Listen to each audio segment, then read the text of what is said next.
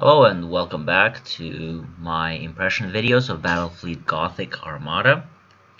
I thought today I'd do a quick video going into actually making a new fleet from scratch, just a brand new admiral. It's basically the same thing in skirmish and in multiplayer mode. So I'm going to go ahead into multiplayer actually and make a new admiral.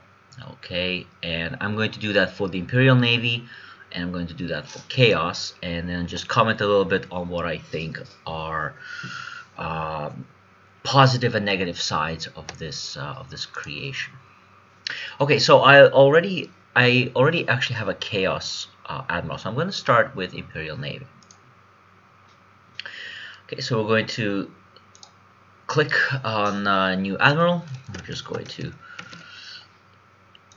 use that, and we're just going to click OK.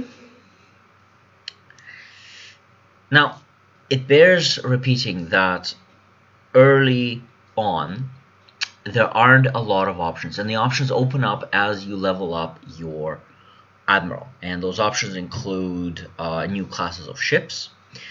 They include obviously more upgrades, different factions, and so on and so forth. Okay, so this is what the fleet management screen looks like.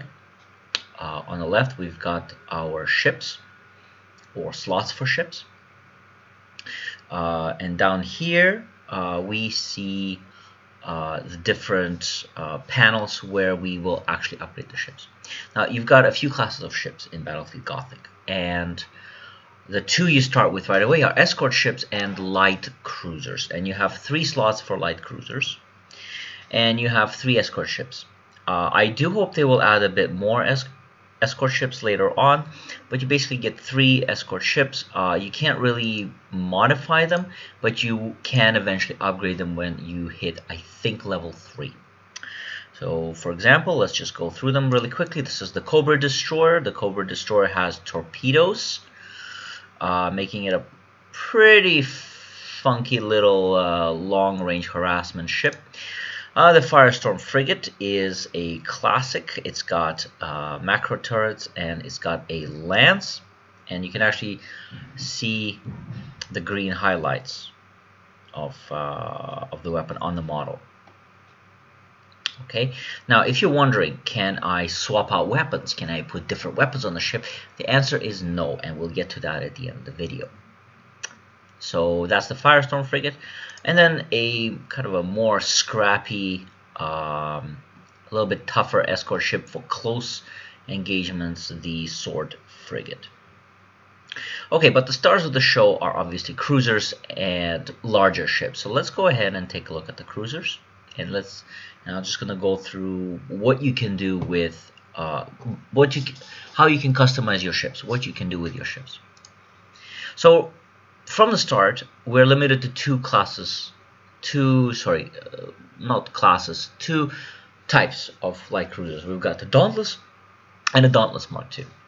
Okay, so let's add a Dauntless class. A Dauntless class has a lance, which is good for longer engagements, and it's also a very accurate, powerful weapon. But it also has turrets. It actually has light double macro turrets, which give it a wider firing arc, 270-degree firing arc actually, and these macro batteries that give it powerful 90-degree broadsides on obviously its port and starboard. Okay, so let's add Dauntless Mark II. Okay, Dauntless Mark II is very similar, but instead of a lance, it features these torpedo tubes at its prow. Let's just zoom in, and you can see the torpedo tubes right in front of the ship. So it makes it a little bit better for longer engagements. It does require a bit more micromanagement though. Okay, let's go ahead and come back to our ship. By the way, you may notice that over here, the game actually has a name generator, which actually generates names according to the traditional names in Warhammer 40k universe. So for example, this ship is now called Redeemer of Light, and we can click on this little button here and we can change it to something else. Let's change it to sample ship 1.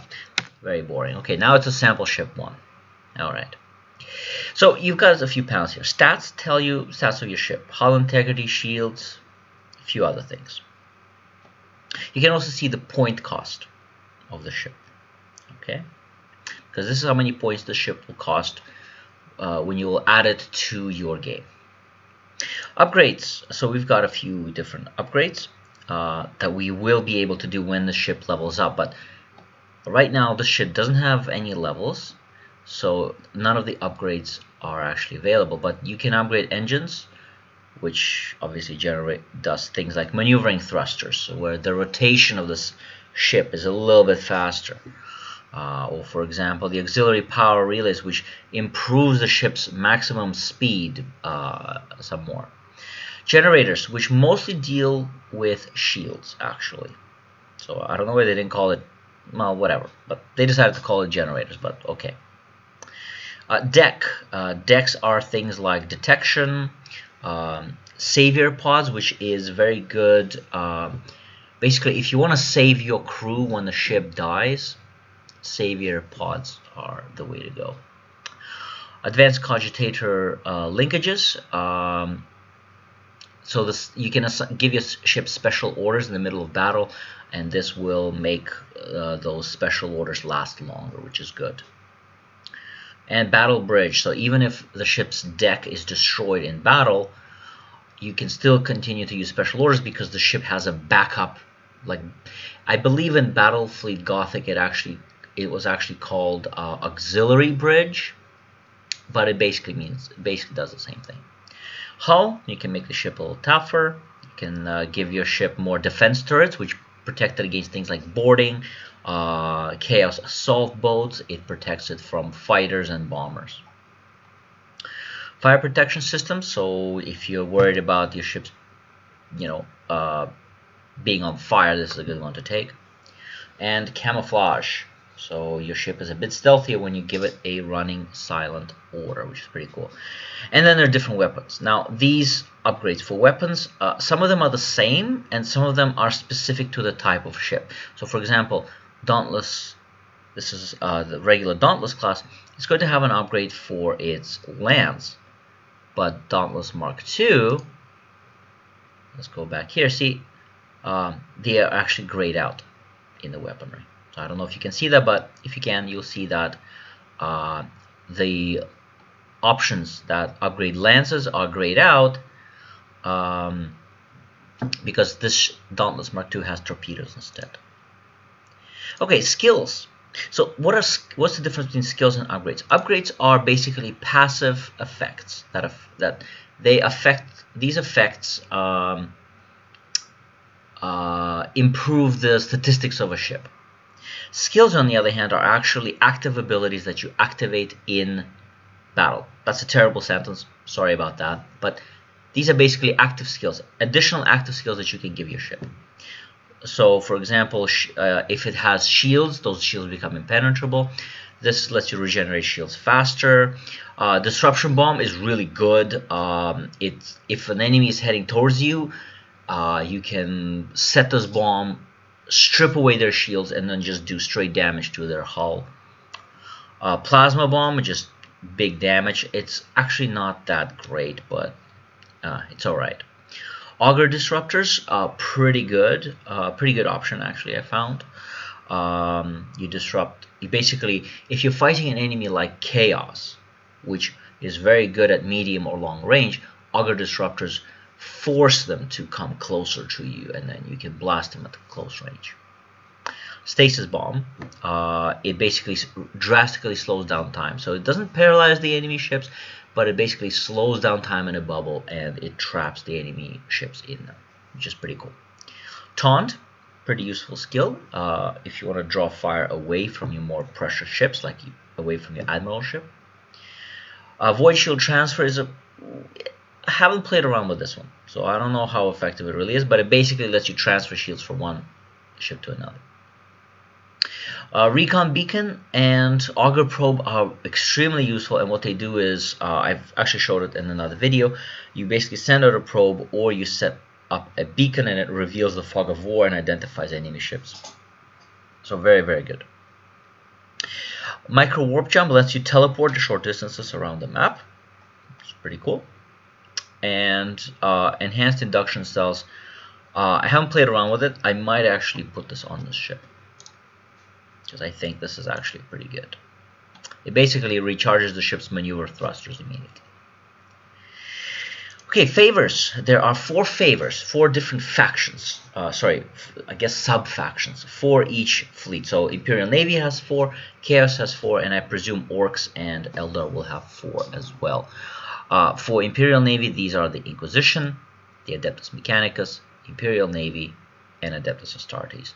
The Inquisition is focused on identifying enemy ships and enhancing your crew. Adeptus Mechanicus is better.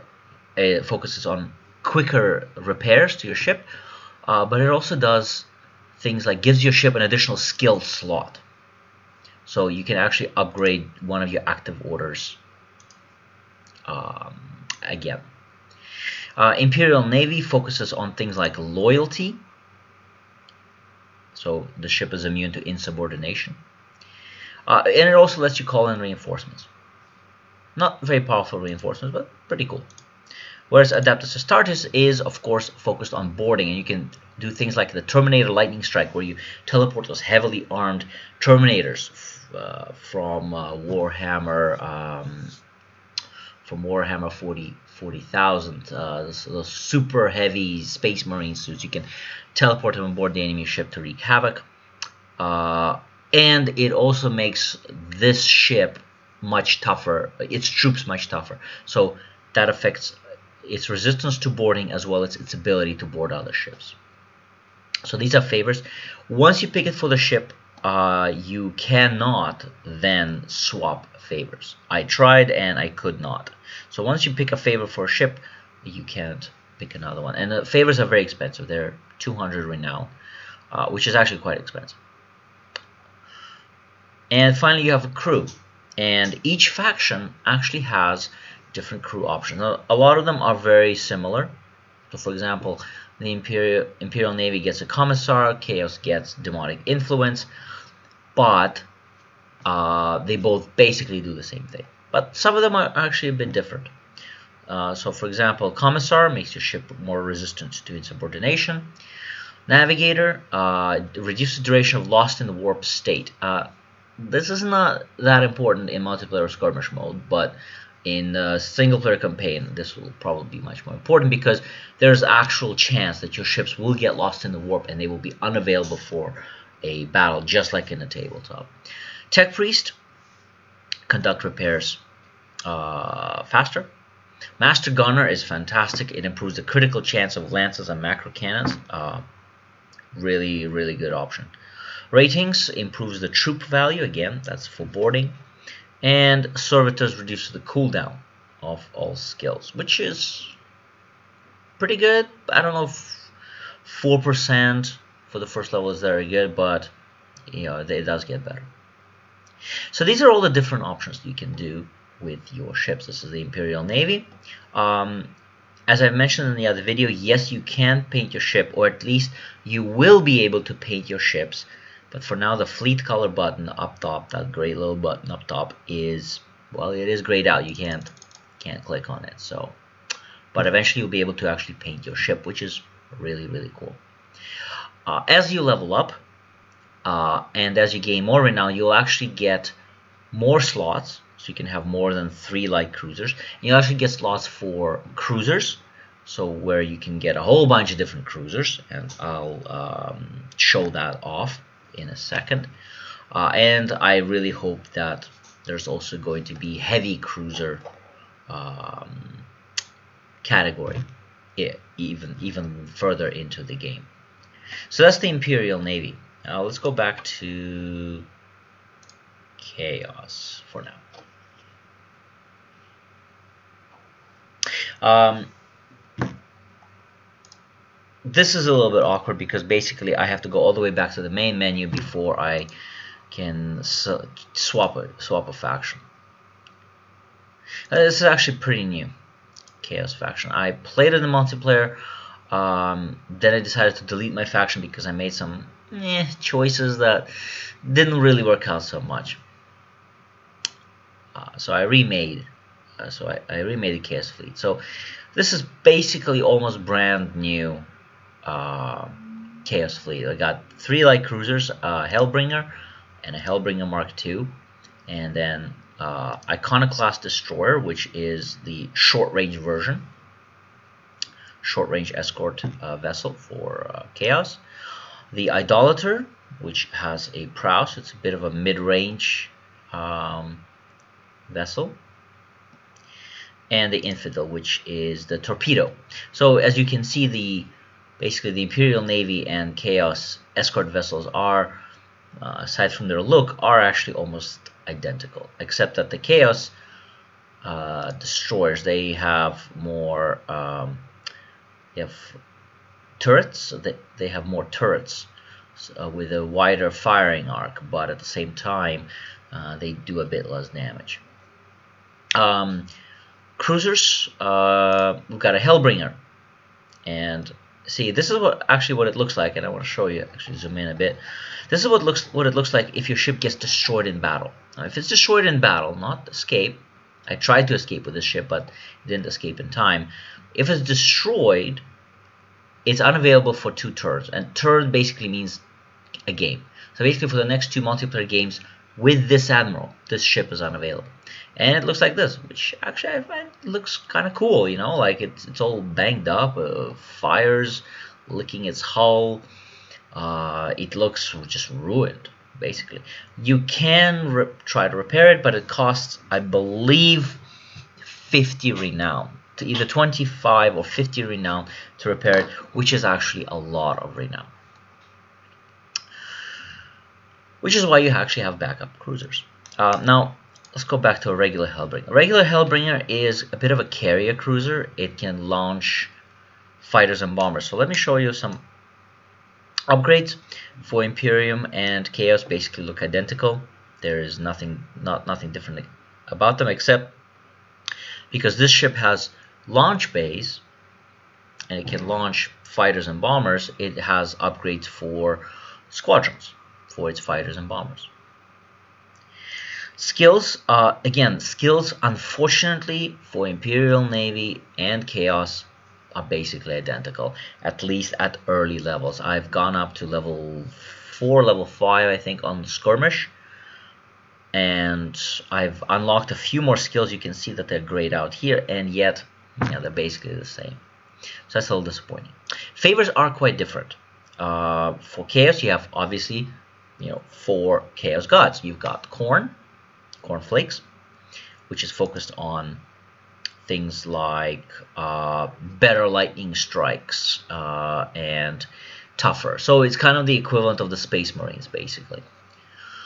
Mark of Nurgle is actually quite different. There is no Imperial Navy equivalent of that, and it's all about, first of all, your ship is a lot tougher. Secondly, enemy ships within a short distance of your ship, within boarding distance of your Nurgle ship, actually take persistent damage. So that is actually really, really cool. I wish I could show you what they actually look like, but I haven't upgraded a Nurgle ship yet. But I've seen one in, an enemy had one. Slaanesh is all about actually corrupting enemy ships. For example, one order causes the enemy ship to lose its special orders, which is really, really good, because then it means that they can't do things like put out fires, lock onto you, warp away, things like that. And it can actually just raise the insubordination chances of the enemy ship, and it may try to run away or even switch sides. So that's kind of cool. And finally, Tzeentch, which I showed in the Chaos Fleet video. I'll put the link in the description if you haven't seen it. It looks really, really cool, by the way. And Zine ships are all about being sneaky and stealthy and confusing the enemy. You can do things like create a decoy warp signature to confuse the enemy, or that's the warp signature echo. Or you can do a window of change, which masks the ship and basically creates an area around it, which masks that ship and other ships with it, which is really cool because the enemy might think, well, he's hiding in that gas cloud over there, but actually you have your own stealth field generated by this ship somewhere on the other side of the map. And finally, the crew. And like I said, the crew mostly does the same things as the Imperial Navy crew. The Demonic Influence is basically your Commissar. Dark Navigator does the exact same thing as a regular Navigator. Heretic does the same thing as the Adeptus Mechanicus Priest. Master Gunner does the same thing as Master Gunner. Cultists do the same thing as Ratings. Slaves do the same thing as Servitors. Now this ship, because it has squadrons, it has squadron fighters and bombers, it has an additional crew member called Squadron Sergeant, which improves your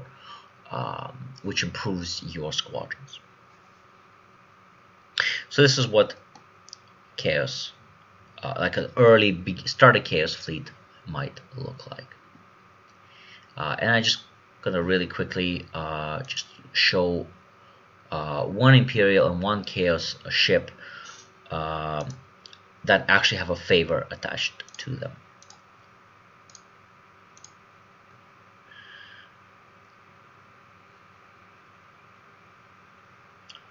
Right, so this is a Dauntless class cruiser, but it has a favor of the Inquisition attached to it. I love the Inquisition. I love the Dark Heresy role-playing game. I love the lore of the Inquisition, the novels about the Inquisition. So I decided to make an Inquisition ship. This is what it looks like. And not only does it look different, it has this Inquisition sign, but it also has some special Inquisition related abilities. Okay, so let's change to Chaos this time around and look at my favorite Chaos faction, which is Tzeentch.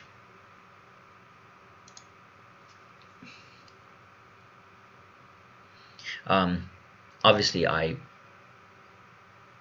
going to try and level up the account some more so I can put favors, try out different favors of the Dark Gods and the Imperial factions. But this is my Tzeentchian ship. I showed it in the other one, so this looks amazing. Like, it looks more stylized than other Chaos ships. It's obviously painted with a Chaos Undivided insignia. I think, what is that faction of Tzeentch? The Thousand Suns, I think it was called. Anyway, so it kind of painted like them. You can see these floating chain idols. It's got these soul cages. I wish I could zoom in on them a bit closer. See if I can. Yeah, kind of look like cages. It's got these giant spiky things sticking out of it. Don't know what its function is, but chaos, you know. And that's what a Chaos cruiser, light cruiser with Mark of Tzeentch looks like. Okay, so what do I think of the overall system? One thing that I was pleasantly surprised was the depth of customization. You can do so much. You can really distinguish one ship in that fleet from another ship in the same fleet. Different marks.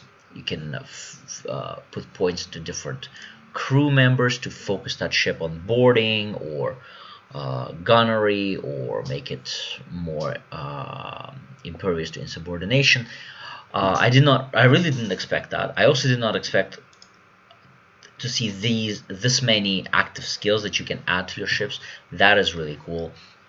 It's great that you can rename your ships and that you can actually paint them.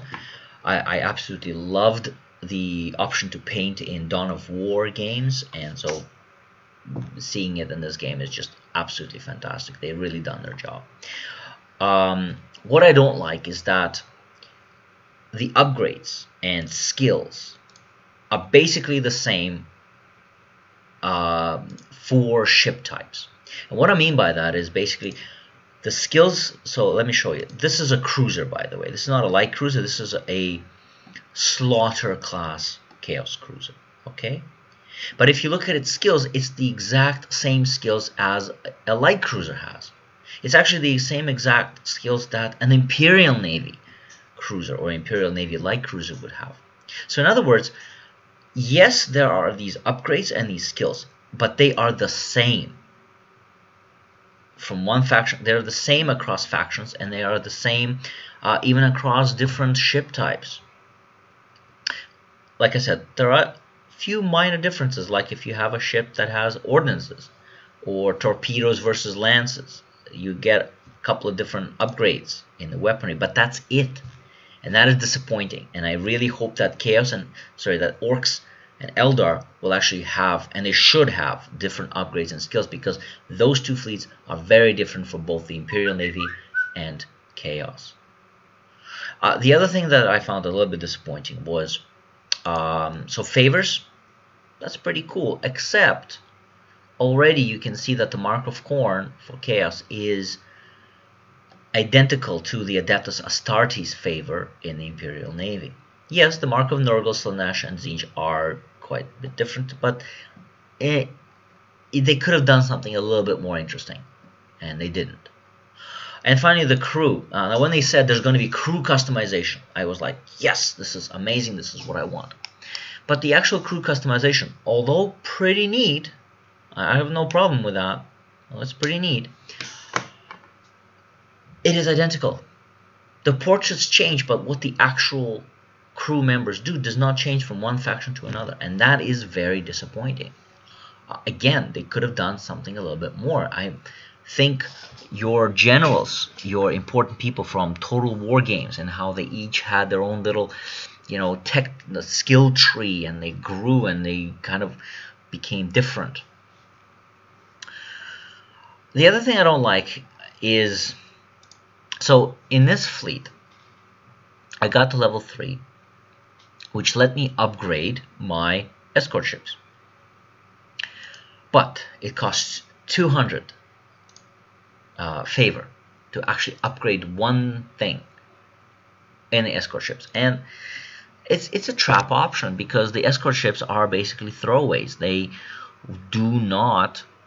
They can impact the course of battle, but not significantly enough. And for 200 renown, you can instead upgrade one of your cruisers to give it a favor, right? Or even buy an extra slot. If you want to buy an extra light cruiser slot or a cruiser slot, that's a lot of renown. And so the escort, it just doesn't seem worth it to really upgrade the escort ships. Anyway, so what do I think? I think this is a very faithful translation of the tabletop RPG to the video game format. I think that it is actually more customization than I expected to see when they kind of first announced the game, when they first started releasing some footage and some information about the game. This is actually more abilities. This is actually more customization than I expected to see. But in many ways, it is not enough, because, well, a lot of it is literally just copy-pasted from one ship type to another, from one faction to another. Sometimes the portraits change a little bit, but it feels like the factions and the different ship types should be more distinct in terms of their upgrades and in terms of their skills and in terms of their crew. So anyway, that's just my opinion. I am definitely aiming to put more time in with this game. I'm really looking forward to a full release, and I will definitely be making more of these videos, maybe some multiplayer matches when the full game comes out. I hope you'll join me then, so please share and subscribe if you're interested in seeing more footage about Battlefleet Gothic Armada, and if you know somebody who might be interested in more footage of Battlefleet Gothic Armada. Until next time, thank you for watching.